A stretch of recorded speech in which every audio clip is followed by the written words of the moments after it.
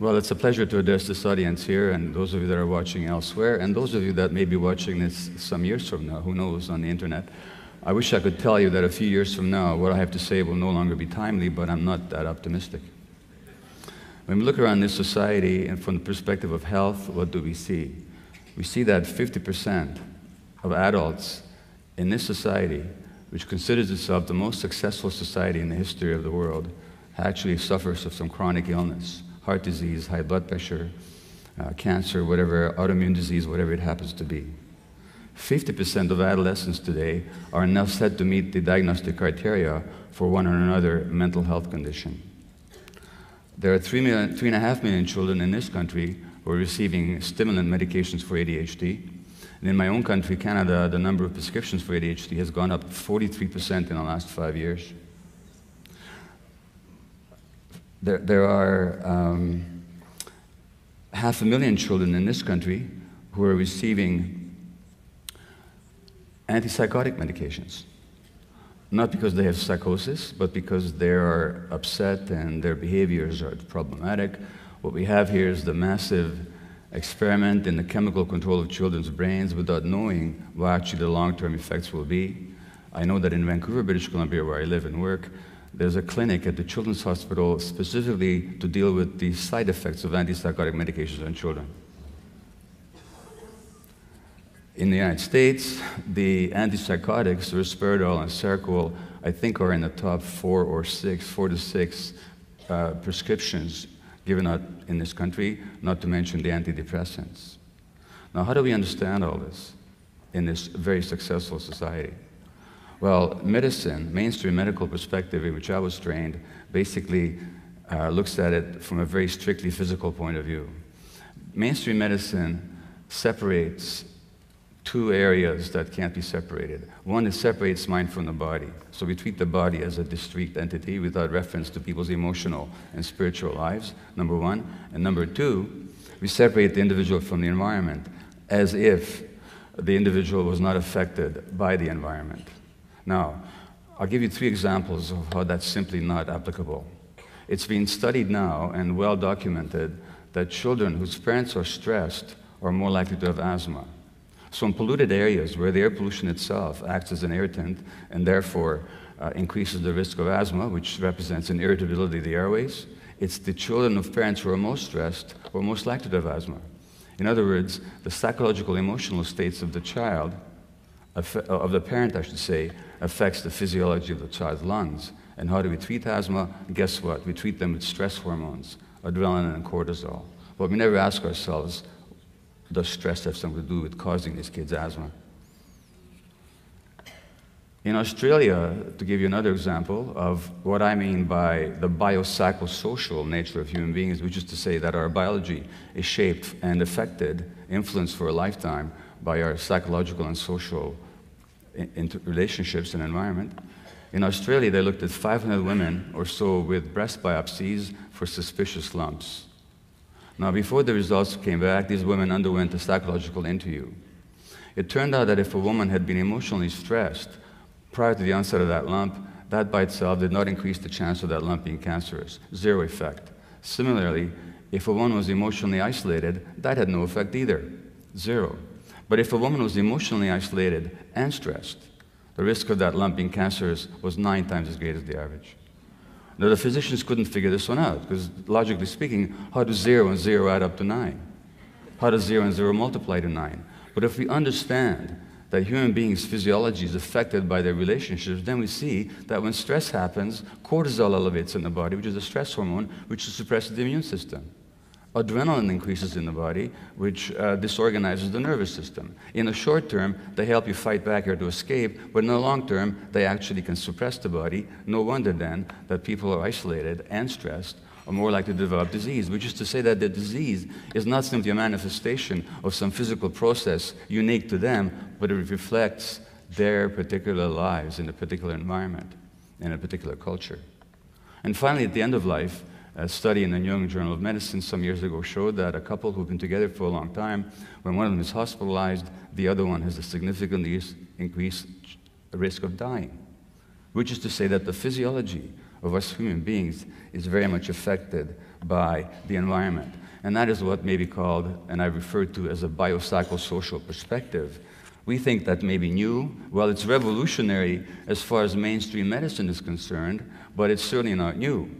The Buddha said 2,500 years ago, he talked about the interconnection of everything, what he called the interconnected co-arising, interdependent co-arising of phenomena. So he said, look at a raindrop. It doesn't just contain itself. You can't just understand it as an isolated entity. In fact, it contains the sky. Look at a leaf. It contains the sky in terms of the irrigation. It contains the earth in terms of the materials that go into it, and the sun in terms of the light that's needed to make it grow. And he said that the birth and death of any phenomena are connected to the birth and death of all other phenomena. The one contains the many, and the many contains the one. Without the one, there cannot be the many. Without the many, there cannot be the one. And that was said 2,500 years ago, a lesson we're still trying to integrate and to understand and to apply to our lives. Now, I know that at a conference such as Pioneers, the emphasis is very much on the physical environment, particularly what we're doing to nature. And that's valid and necessary. But I think we need to broaden our view of the environment to actually include also the social, relational, interactive, and cultural aspects as well. Now, and also the economic ones. So, for example, a study a little while ago showed that when women who are pregnant breathe in polycyclic aromatic hydrocarbons, their children are more likely to have behavior problems by school age. So we think this is simply a physically environmental problem. No, it isn't. It's also a socioeconomic one, since it's poor women who tend to live in more polluted areas.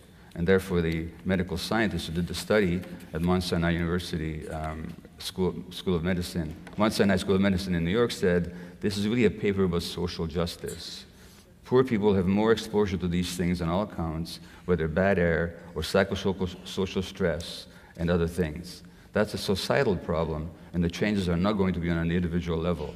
They're going to be on the societal level. You can't separate individuals from an environment. Or to take another example, we know that lead exposure actually disturbs the nervous system, leading to learning and behavior problems. But amongst poorer kids who have an iron-deficient diet, that promotes the absorption of lead. So it's not just a lead problem, it's a socioeconomic problem on account of the poorer diet that these children have. So when I talk about the toxic culture that a materialistic society offers its members, what am I referring to? Well, materialism is really a system of belief or behavior which considers material things, and particularly the control and possession of material things, as more important than human values such as connection, love, or spiritual values such as recognizing the unity of everything. And that's the kind of culture we live in. Interestingly enough, the religious right, in their opposition to the very idea of climate change, or to the idea that the environment is important to look at, they will quote the Old Testament where man is given stewardship over the earth and all other creatures. But when they talk about stewardship, they mean control and dominance. There's another way to look at stewardship, which is caring and nurturing for, looking after. And in the materialistic sense, it's that control and ownership that we look at.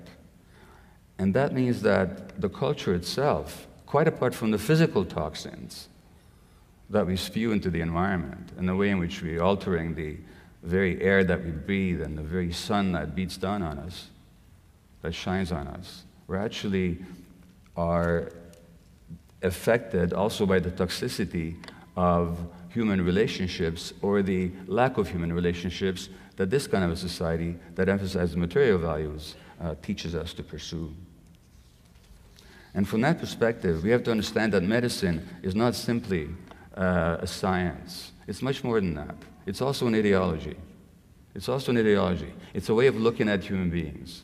So when we look at human beings as individuals without understanding the importance of their social relationships and their emotional, psychological interactions with others, that's actually a manifestation of the individualistic perspective of the entrepreneur who says that only I matter and what I gain or what I control matters, and we're all in competition with one another.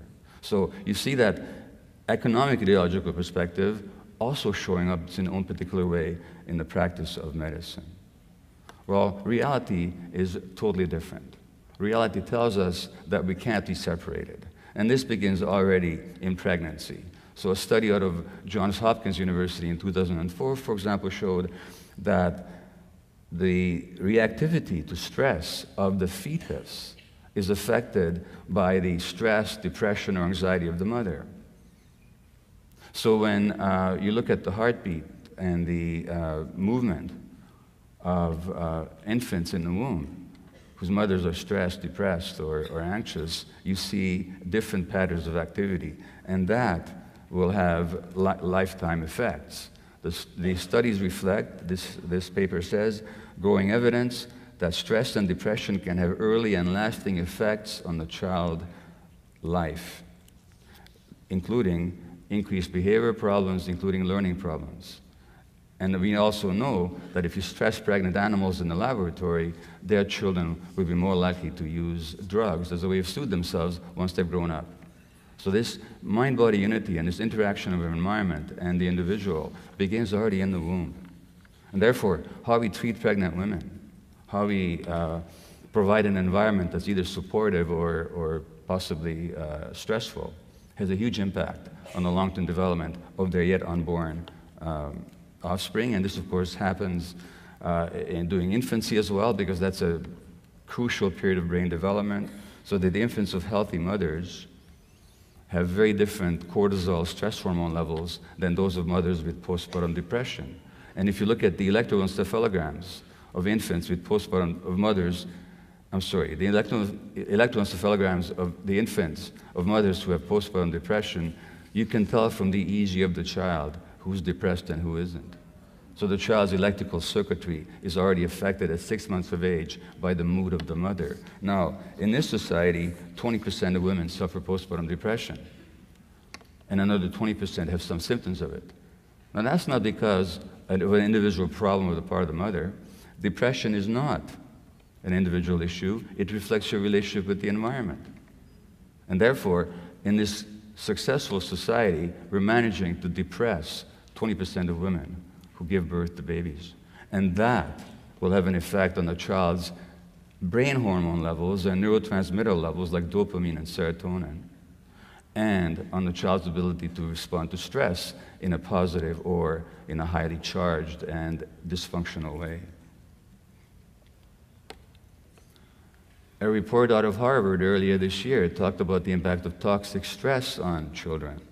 And these children who experienced toxic stress because the environment was stressed, because their parents were highly stressed, or dysfunctional, or abusive, later on in life, they have a significantly increased risk of heart disease, obesity, diabetes mellitus, high blood pressure, and a whole list of other medical conditions. Not only that, how does an infant and a young child adjust to stress? Well, by certain coping mechanisms. If you're very stressed, but you're helpless in the face of the stress, and you can't escape it or to change it, one of the ways you'll respond is by tuning it out, by dissociating, by throwing your mind somewhere else, so you don't have to suffer the discomfort and distress of the pressures that the environment is placing upon you.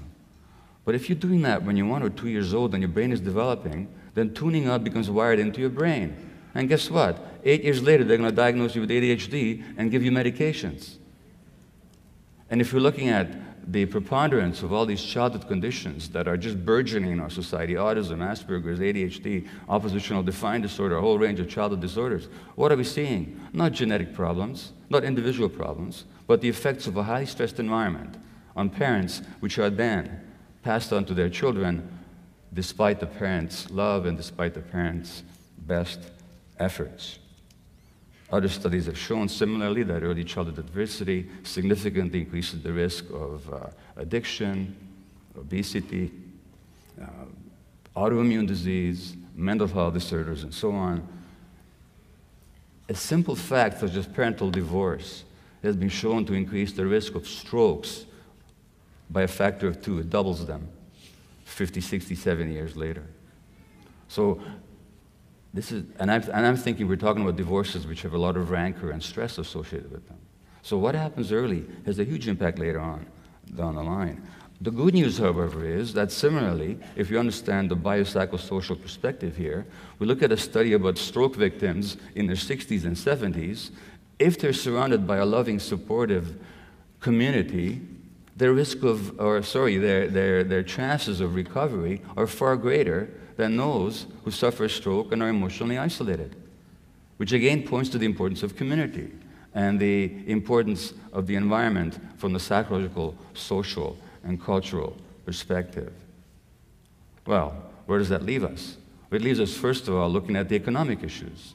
And what we know is that growing up in a low socioeconomic background can actually impair the working memory and the size of different parts of the brain of the adult. So poverty in this country is far from simply an economic question.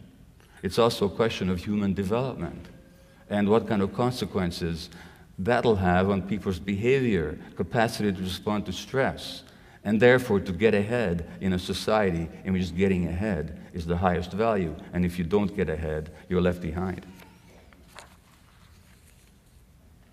Similarly, children who are stressed early will have problems with impulse regulation later on.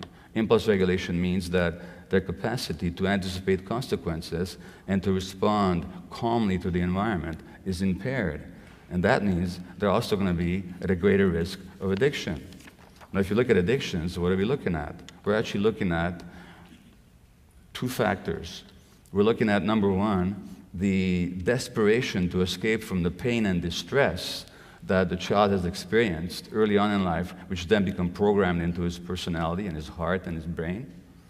And how do you escape? Well, one way to escape is through addictive behaviors, whether that be drugs or the internet or sex or food or shopping or whatever else. And number two, since, as I've already mentioned, brain development early in life is affected by the environment, people who are traumatized early in life, especially those that are traumatized, their brain development is impaired.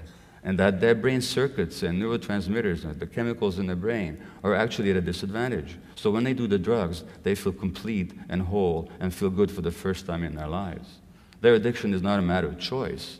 It's a matter of a coping mechanism that is a response to early stress. Now, if we look at what stress is, it's not just a psychological event. I've already alluded to it. It's a physical event. It sets off a cascade of hormones, particularly cortisol and adrenaline in your body, which in the short term, again, help you escape or to fight back, but in the long term, damage your heart, your nervous system, your intestines, and suppress your immune system, which then makes you more prone for all kinds of diseases, naturally. So when it comes to understanding something like cancer, we can't just understand it in terms of the individual. And as somebody very astutely said a couple of years ago in a series on cancer that the New York Times published, that trying to understand cancer by studying the individual human cell is like trying to understand a traffic jam by looking inside the internal combustion engine. You really have to look at the whole picture, and that whole picture involves the lifelong environment in which we live. And from that same perspective again, when we look at something like the obesity epidemic, which has 30% of kids in the United States overweight now, significantly overweight, it's not a food problem. Well, it is a food problem, the junk foods and all that. But it's mostly a stress problem, because what people do is they soothe their stresses, like any addiction, they soothe their stresses with their addictive behaviors. And those junk foods work in the short term because they release feel-good hormones in the brain. So if we want to look at children and prevent obesity, it's not enough to tell them not to eat junk foods or to get more exercise. We have to say what's lacking in their lives that they're so stressed, that they have to soothe themselves in that particular way. And what's lacking in their lives, of course, are human relationships that are nurturing and supportive, again, not because the parents are not trying to do their best, but because the parents are trying to do their best under impossible circumstances. If you look at what actually triggers stress, the significant factors that trigger stress are uncertainty, lack of information, and loss of control. If you look at rats and you hook two pairs of rats together, or two rats together, you yoke them together, and you attach an electrode to their tails and you shock them with electricity, they will have physiological stress. But if one rat has a paw open that can shut off the lever that delivers that stress, that electrical shock, even though both rats get the same electrical jolt for the same period of time, the rat with the paw free will have less stress hormones in their body because they have some control. Now, what happens in a culture where the economy is going on a tube, where decisions are made far away by people who don't even know you and you don't know who they are, and your life is very much affected by these large forces over which you have increasingly a sense that you have no control or even influence over? Well, that means a lot of people are going to be stressed. A lot of uncertainty. A lot of people are going to be stressed. And that stress then will lead to addictive behaviors. That stress then will lead to parents passing that stress on to their children. In the 19th century, Karl Marx talked about alienation, which is a separation, being a stranger to something. And you're an alien to something. And Marx said there were four alienations in this culture. One is we're alienated from nature. Well, at a conference dedicated to looking at the physical and the natural environment, I don't have to say much to you to show how alienated we are from nature when we're destroying nature itself. The second alienation is from other people. And that means we have less contact, we have less intimacy, we have less trust. We have less of a sense of relationship. And that, of course, as I've shown you, leads to increased propensity to illness, physical and mental. We're alienated from our work. A lot of people no longer do work that has any meaning to them. And that means that, and since human beings are productive creatures, we really are created in the image of God. We're meant to create. When we do work that's not creative, that doesn't reflect who we are, that imposes depression, anxiety, a sense of meaninglessness. And when we have a sense of meaninglessness, we'll want to substitute that sense of meaninglessness or that sense of meaning that we've lost by all kinds of other activities, and then we get all hung up on how we look, or how people feel about us, what we can obtain, what we can possess, what successes we can achieve. In other words, all the false substitutes which cannot possibly compensate us for the lack of genuine meaning. And of course, what this society does, it sells us a lot of products that substitute for that loss of meaning. In fact, much of the economy is based on a loss of meaning in our culture. And finally, and most importantly, we become alienated.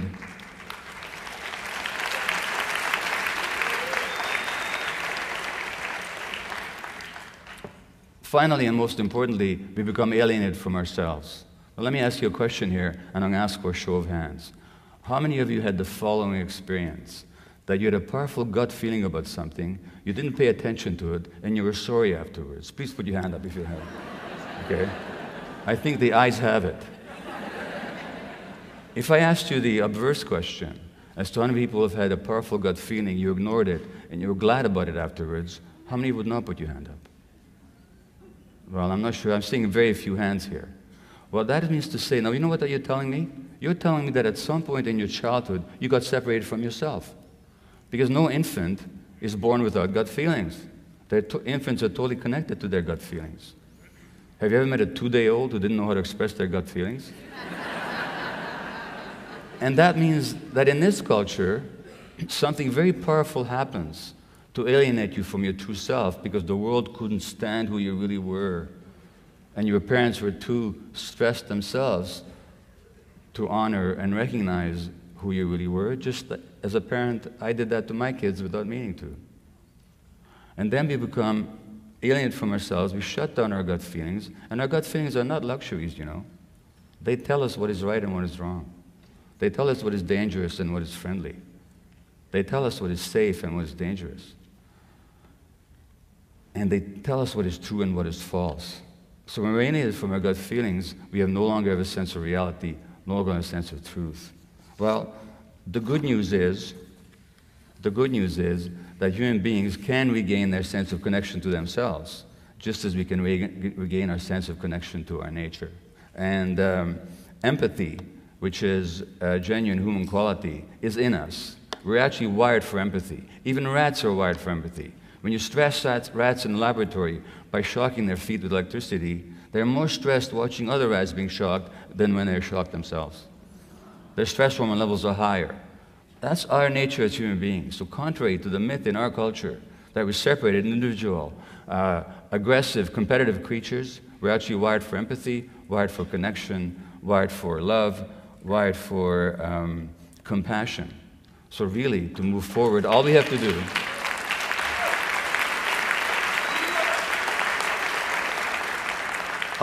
do not an easy task, but it's certainly available to us, is to get back to our true nature. Thank you.